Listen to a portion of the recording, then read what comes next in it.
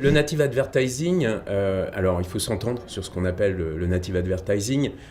Plusieurs choses sur le native advertising. D'abord, c'est un format qui existe depuis longtemps. On l'a, je pense que c'est Google qui a dû l'inventer avec les AdWords. On le retrouve avec des Outbrain, Ligatus. Donc ça, c'est une forme de native advertising, donc de la publicité native dans les flux, dans les structures des sites internet.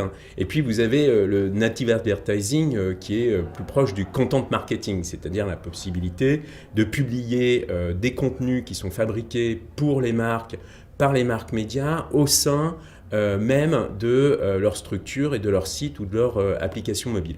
Donc ce qu'on voit actuellement, on ne l'étudie pas avec l'Observatoire de l'e-pub, mais ce qu'on sent, c'est qu'évidemment le format natif, et notamment avec le mobile, prend de plus en plus d'importance. On le voit, on en voit de plus en plus. Et de toute façon, force est de constater que Facebook surfe très largement là-dessus, puisque son format phare actuellement sur le mobile, c'est bien du format natif, puisque c'est dans le flux. Donc on pense sérieusement que ce format va exploser dans la mesure où c'est quand même un format qui va permettre à l'ensemble des régies publicitaires et des médias de monétiser à la fois leur audience web et leur audience mobile avec un seul et unique format, puisque c'est un format qui passe en général via le CMS de publication des sites médias. Sur le content marketing, c'est un autre sujet. Mais le content marketing, ça veut dire produire des contenus, ça veut dire mettre en place des structures, ça veut dire trouver les bons KPIs. Là aussi, on se pose pas mal de questions, on essaye, on teste des choses. Moi, je suis convaincu d'une chose, en tout cas, c'est que comme toute révolution un petit peu importante dans nos métiers, elle prend toujours du temps à s'installer, c'est-à-dire qu'on en parle beaucoup au début, puis après on en parle moins parce qu'en fait on est dans la phase test and learn et on va arriver, je pense à un moment donné, à sortir une norme, un standard, encore une fois les bons KPIs, comment on sait qu'une native ou un content marketing a bien fonctionné au-delà du clic, évidemment. En tout cas, ce qui est sûr, c'est que ce n'est pas juste un buzzword, ça fait aussi partie de la transformation de nos métiers et notamment, j'allais dire, dans cette dichotomie qui est en train de se créer dans nos métiers. D'un côté, le sur-mesure, être plus proche d'eux dans la recommandation. Alors, le sur-mesure, ça ne veut pas dire forcément opération spéciale, mais ça veut dire être travailler avec l'annonceur pour bien comprendre ses problématiques, ses objectifs, et être dans une recommandation un peu marketing. C'est-à-dire qu'aujourd'hui, on a l'intention de faire que les régies soient beaucoup plus dans une logique d'expert qui va accompagner l'annonceur dans la mise en place de sa campagne plurimédia. De l'autre côté, on est en train de voir apparaître, émerger très fortement le programmatique ou la vente automatisée, qui là aussi bouleverse énormément nos façons de travailler et peut-être nos organisations. Des équipes qui seront plus des experts du domaine du programmatique, de l'automatisation, de la data, qui sont plus dans une logique de business intelligent, c'est-à-dire pouvoir analyser, comprendre ce qui se passe et proposer en temps réel le bon prix, le bon format au bon annonceur. Le programmatique, il n'est pas simplement sur le web, il est aussi sur le mobile, il est aussi sur la vidéo, et la vidéo étant un élément essentiel d'ailleurs aussi de notre transformation, puisque là aussi, comme le native advertising, c'est un format qu'on peut publier sur l'ensemble des plateformes. Les sujets de la visibilité ou de la brand safety ou éventuellement des adblockers, tout ça sont des sujets très liés. C'est des sujets qui émergent fortement là aussi avec le programmatique et la vente automatisée. Le média internet, gratuit par essence, et qu'il fallait quand même financer, c'est fait financer par la publicité et par la bannière. Voilà. Sauf que le problème de la bannière, c'est que dans un média internet très jeune, a été considéré juste comme de la page vue.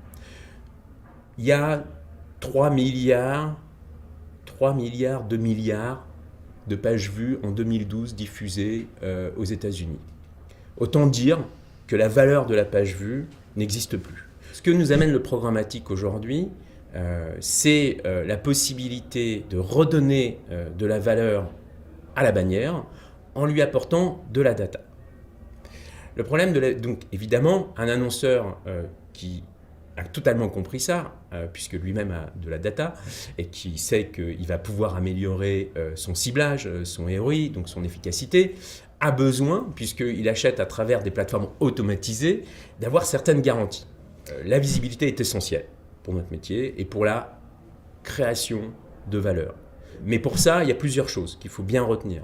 La première chose, c'est que la visibilité telle qu'on l'entend, ce n'est ni plus ni moins que l'occasion de voir qui existe dans n'importe quel média. Quand vous achetez une 4e de couverture en presse, c'est une occasion de voir supplémentaire.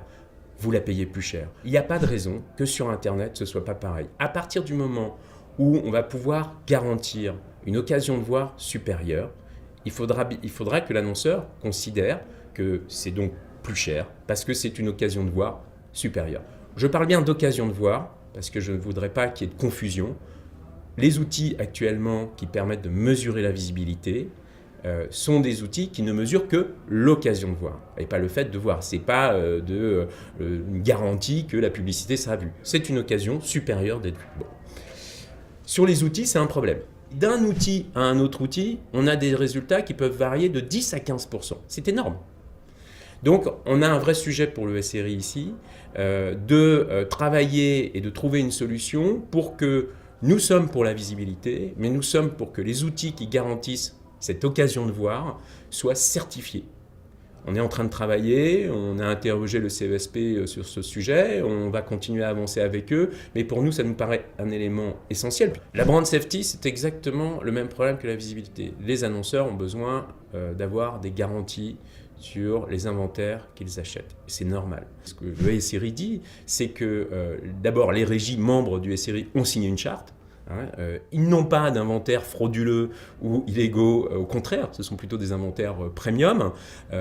Et on va travailler aussi avec certains organismes du gouvernement pour voir dans quelle mesure on va pouvoir limiter, en tout cas, le financement à travers de la publicité de sites frauduleux et illégaux, parce que c'est aussi, quelque part, j'allais dire, des revenus qui échappent aux médias et aux régies qui font bien leur travail.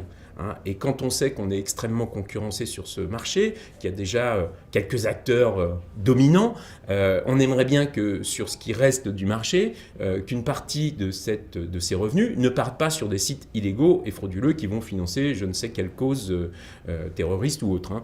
Et puis aussi, bien faire comprendre aux annonceurs que c'est le rôle des trading desks de leur apporter cette sécurité-là. Encore une fois, certains le font, d'autres ne le font pas.